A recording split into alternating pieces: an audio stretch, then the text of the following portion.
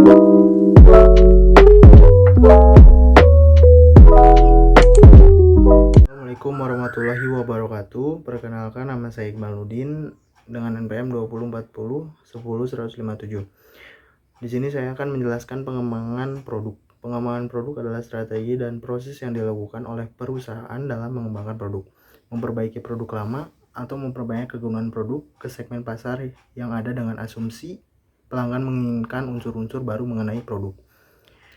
Pengembangan produk juga merupakan suatu tantangan paling besar yang dihadapi oleh sebuah perusahaan, yang dimana dapat dilakukan oleh personalia dalam perusahaan dengan mengembangkan produk-produk yang sudah ada. Jika perusahaan tidak mengandalkan atau tidak mampu mengembangkan produk, akan menghadapi resiko penurunan volume penjualan karena munculnya pesaing yang lebih kreatif. Alasan dasar perusahaan mengembangkan produk baru adalah meningkatkan penjualan dan keuntungan perusahaan. Dengan adanya perubahan cepat dalam selera, teknologi, dan persaingan, perusahaan harus mengembangkan produk dan jasa baru secara cepat. Assalamualaikum warahmatullahi wabarakatuh. Nama saya Muhammad Heri Juliansyah, NPM 2040101161 akan membahas tentang tujuan pengembangan produk. Yang ke-1, memberikan nilai dan manfaat yang maksimal kepada konsumen. Kedua, mempertahankan daya saing terhadap produk yang sudah ada. Ketiga, memenangkan persaingan. Keempat, memberikan jenis kepuasan yang baru kepada konsumen. Kelima, menambah omset penjualan. Selanjutnya, strategi dalam pengembangan. Strategi peningkatan kualitas. Strategi ini merujuk pada peningkatan kecepatan dan ketepatan pelayanan terhadap konsumen. Strategi peningkatan keistimewaan produk terdiri atas 4 unsur, yaitu kualitas bahan baku, keanekaragaman, kenyamanan, serta adanya aksesoris tambahan. Selanjutnya, strategi dalam pengembangan. Strategi peningkatan gaya produk. Strategi ini merujuk pada peningkatan nilai tampilan dari suatu produk, seperti pemilihan warna yang tepat, rancangan desain yang bagus, serta bentuk kemasan yang menarik. Assalamualaikum warahmatullahi wabarakatuh. Perkenalkan, nama saya Rafil Hamadiasa dengan nomor NPM 204010165. Di sini saya ingin menjelaskan tahapan pengembangan produk. Yang pertama, proses dan organisasi pengembangan produk, menguraikan proses pengembangan produk dan memperlihatkan variasi penggunaan proses dan lingkungan industri, bagaimana seorang individu diorganisasikan dalam satu kelompok yang terlibat dalam pengembangan produk. Yang kedua, perencanaan produk, menjelaskan metode untuk mengambil keputusan produk mana yang akan dikembangkan. Yang ketiga, identifikasi kebutuhan pelanggan, spesifikasi produk, penyusunan konsep, seleksi konsep, dan pengujian konsep. Menguraikan aktivitas-aktivitas kunci pada fase pengembangan konsep. Menuntun tim pengembangan produk mulai pembuatan misi sampai seleksi konsep. Lanjut, arsitektur produk. Mendiskusikan implikasi arsitektur produk terhadap perubahan produk, variasi produk, standarisasi komponen, kinerja produk, biaya manufaktur, dan manajemen proyek.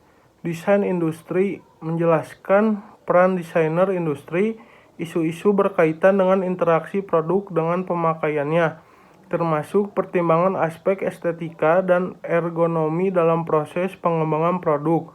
Desain untuk proses manufaktur, mendiskusikan teknik yang digunakan untuk mengurangi biaya manufaktur. Membuat prototipe, menjelaskan metode untuk menjamin upaya pembuatan prototipe produk yang berlangsung selama proses pengembangan diterapkan secara efektif. Analisis ekonomis pengembangan produk, menguraikan metode-metode untuk memahami pengaruh faktor-faktor internal dan eksternal terhadap nilai ekonomis proyek. Mengendalikan proyek, menjelaskan beberapa konsep mendasar untuk memahami dan menggambarkan interaksi antara tugas-tugas di dalam proyek. Assalamualaikum warahmatullahi wabarakatuh. Nama saya Biliandin Putri Pertiwi dengan NPM 204010166 akan membahas mengenai jenis-jenis pengembangan produk menurut Kotler dan Keller tahun 2008. Yang pertama, memperbaiki yang sudah ada. Dalam hal ini, perusahaan menggunakan teknologi dan fasilitas yang ada untuk membuat variasi dan memperbaiki produk yang ada.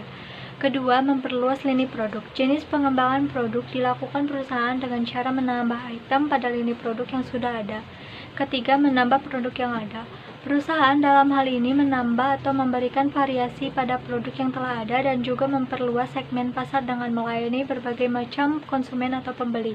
Keempat, meniru strategi pesaing. Pada cara ini, perusahaan meniru kebijakan pesaing yang dianggap menguntungkan, seperti halnya penetapan harga. Kelima, menambah lini produk. Biasanya perusahaan memerlukan dana besar dalam penambahan produk baru yang tidak ada kaitannya sama sekali dengan lini produk yang telah ada. Selanjutnya ada faktor pendukung dan faktor penghambat pengembangan produk. Faktor pendukung pengembangan produk. Yang pertama, perkembangan teknologi. Kedua, perubahan selera konsumen. Ketiga, persaingan. Keempat, adanya kapasitas produk berlebihan. Kelima, siklus hidup produk yang pendek. Keenam, adanya keinginan untuk meningkatkan laba. Faktor penghambat pengembangan produk. 1. Kekurangan gagasan mengenai produk baru yang penting di bidang tertentu. 2. Pasar yang terbagi-bagi karena persaingan yang ketat. Ketiga, kendala sosial pemerintah. Keempat, mahalnya proses pengembangan produk baru. Kelima, kekurangan modal. Keenam, waktu pengembangan yang lebih singkat. Ketujuh, siklus hidup yang lebih singkat. Assalamualaikum warahmatullahi wabarakatuh. Perkenalkan, nama saya Aksan Sarin Setiawan. NPM saya 204010185. Saya di sini akan membahas tentang siklus hidup produk.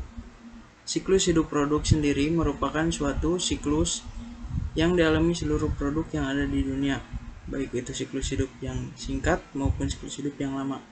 Namun dengan adanya perbedaan siklus pada setiap produknya, tentu akan menambah beragam wawasan serta pengertian yang akan menjadi materi bagi setiap produsen.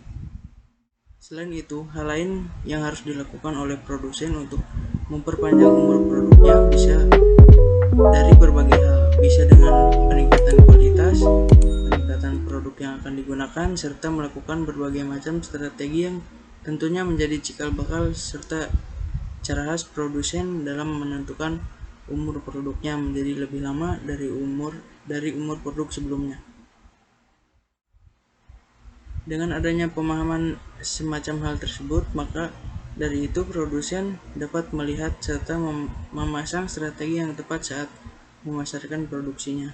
Sehingga secara sederhana siklus hidup produk bisa digambarkan dengan diawali produk dibuat, kemudian diperkenalkan kepada pasaran hingga pada akhirnya produk tersebut mulai hilang dari pasaran.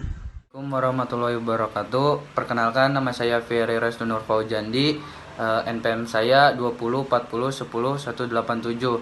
Saya di sini akan membahas tentang tahapan siklus hidup produk. Yang pertama, tahapan pengenalan. Melalui tahapan ini, produk akan diproduksi dan dipasarkan dalam sejumlah yang lebih besar.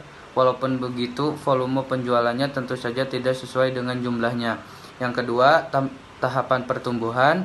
Tahapan yang satu ini sesuai dengan namanya merupakan tahap siklus hidup produk yang menentukan suatu produk menjadi lebih berkembang atau tidak.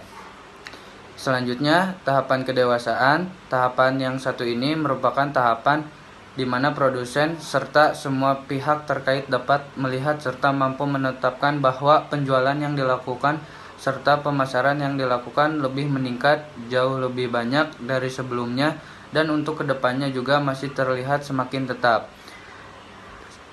Selanjutnya, tahapan kemunduran. Dalam tahapan satu ini, pasti setiap siklus hidup produk akan memiliki tahapan di mana produk yang dipasarkan mengalami penurunan agresivitas atau bisa yang disebut sebagai tahapan kuno suatu produk.